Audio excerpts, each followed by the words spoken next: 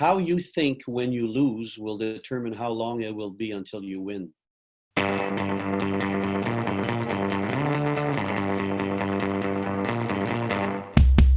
Welcome back, everybody. Great to have Denis Champagne with me again. G'day, Denis. Hi, John. How you doing? Absolutely wonderful. Hey, I want to talk to you about building a more effective SDR capability. I just see so many organisations out there building an organisation of young people on the phones, trying to get leads, trying to build relationships with organisations, trying to get sales in some cases. And I think they're making a massive investment in a very ineffective capability. Do you see the same thing? Yeah, well, I had my own call center, and I valued all ages because the intergenerational components make it a much more rich and diversified room. And some of the older and elderly, and I speak elderly, I'm speaking about my age, people who are semi-retired or have done a lot of executive work over years. They love to engage. They have the maturity, the experience, the depth of understanding, so they can engage and at the same time help the young ones to learn from them. So there's a knowledge transfer, and that's more cost effective for the company. I have a friend in Sydney, John Bedwani, and he runs an organisation where all he does is hire the 65 and 70-year-old past salespeople. His focus is on large B2B. Large transactions, large relationships, I should say, to big banks and so on. And he provides an SDR service for third parties, so for big IT companies and so on. And he just hires the 65 and 70-year-olds who've been there, done that in sales, and they're able to pick up the phone and call any senior banker and have a really solid conversation. And yet we look at other organisations that hire, the 22-year-olds and put them through a bit of training and put them on the phone and get the whip out and get them making lots of phone calls, and all they do is damage the brand of the company. Everybody says, get these young guys off my back. They're creating no value at all. Do you see the same thing? Absolutely. This is a cross international issue. You have even these young people from parts of Asia or in India that are call centers for countries and, from companies in Canada and US. Same thing, same process.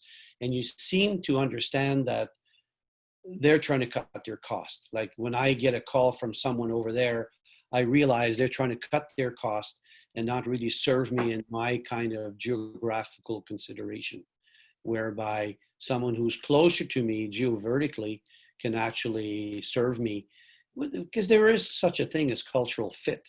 There's also psychological fit. And that's why an older person is not intimidated, he's not frailed or perturbed by any other things than engaging with maturity, with calmness. Again, coming back to what I always say is get that calmness. When you calm, like when people have an issue, what is the first thing that they suggest? Let's sit down and talk about it. Why? Because physically we relax when we sit down. Standing up to resolve a problem or discuss an important issue is not the answer. So if you have that mental and physical composure as an elderly, more experienced person, he will just bring that out of you and elicit a positive, calming response. And then you can talk about real things. I heard you say keep a mixture.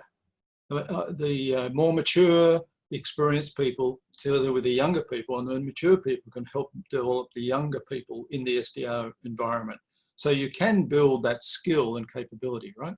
Yeah, absolutely. And you know what? It's so bloody cost effective.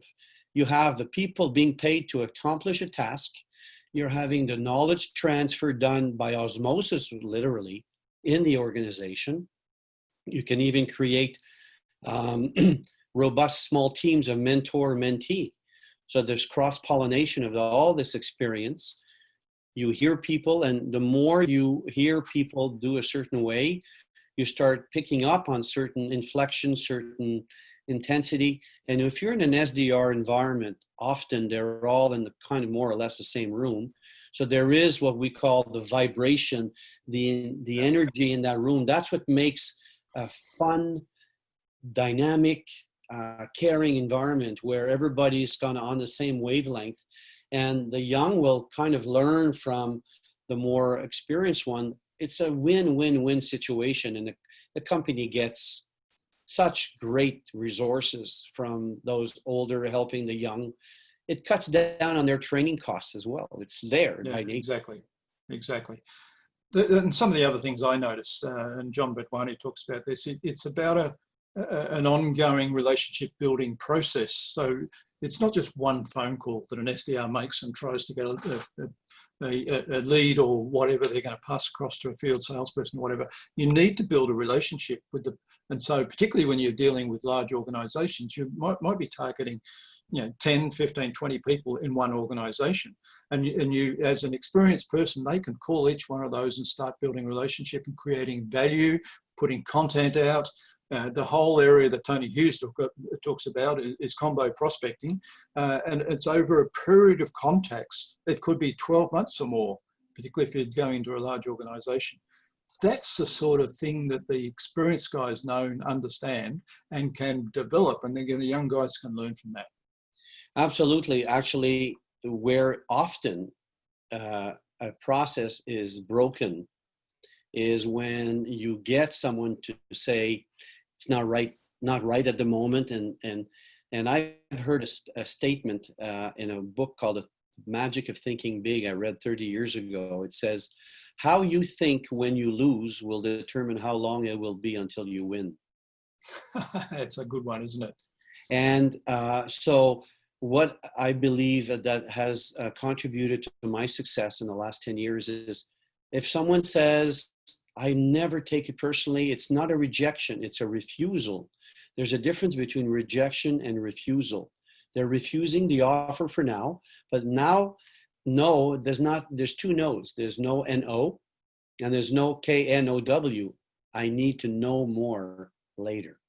So how you calmly respond, not react, different of words, a young person can learn from the other one and not be so uptight. And if person on the other end hears your voice uptight, you just lost him or her. It reminds me also, I have a hate about the call centers using scripts, because as soon as you have somebody using a script, they're not in the moment with the person they're talking with, right? You need to be in the moment. You need to be engaging. You need to be right there, the two minds touching. And you can't do that with a script. It's just the opposite. You're putting a wall between the two and it becomes very staccato, no matter how good you are at reading a script. Your thoughts? Well, I had a call center, so I hired people and I had scripts. So I've done that for 10 years. And as I remember, as you were speaking, I was thinking about one particular employee, a young lady who actually has had a very tough part of her life. And I took her on because I just basically cared for her and I wanted her to become a winner. And she has had, she had mental health issues and stuff. And this was a way for her to engage. And I remember at some point, I had the script on her table, and as I passed by, she was in the middle of a call, and I pulled the script out of her hands and I walked away with it. And she made the biggest deal in the day because she was natural. It had to come from her. Her person was transpiring through the engagement and the conversation, and she made the sale. I mean, it's a skill to learn, I know, but it's the people that know how to ask questions, the people that know how to listen very effectively and then come out with the right question at the right time. Yeah. And that's not, hey, they've just said this, what do I need to say now? It's got to come straight to you, man. So it takes practice and it takes domain expertise in the customer's domain. And it just needs lots of practice to get that conversation to flow and have the right questions with the right insight coming out at the right times during the conversation in a very natural way. True? Absolutely. And I used to do is I wrote a post on that on my profile on LinkedIn of every Monday morning I would do role playing with my teams. And it was always grueling because I didn't know who I was going to choose to put through the ringer, as we call it. But curiously enough, those two people who underwent the program, other members of the staff also could provide feedback, and that created cohesion Those two people who underwent the training, curiously enough, every single time, at the end of the week, they won the contest. Yeah, great story. Hey, let's close there. I'd just like to summarize a little bit, and you tell me if I'm right or wrong. A lot of organizations are wasting a lot of money with the way they set up their SDR. SDR environment and the call center are really vitally important as long as we do it effectively. And part of that is having the right experience in the SDR. That, you know, and you and I talked about, it can be people our age who have a lengthy background in sales, maybe want to drop to 3 days a week, it's time for semi-retirement, and they've got so much to offer. And you'll find that their efficiency and effectiveness are way above hiring a 20, 25-year-old trying to train them to do calls. And yet you can put the mixture together, you can build the balance in the whole thing. And if everybody's using their voice effectively, inner voice and so on, and they're trained to do that, then they're communicating with authority, they're communicating very well at peer level with their target customers. You got it. You got it, John. Okay. Hey, Denis, thank you very much. I really look forward to the next time we talk. Thank you so much, John. Appreciate it.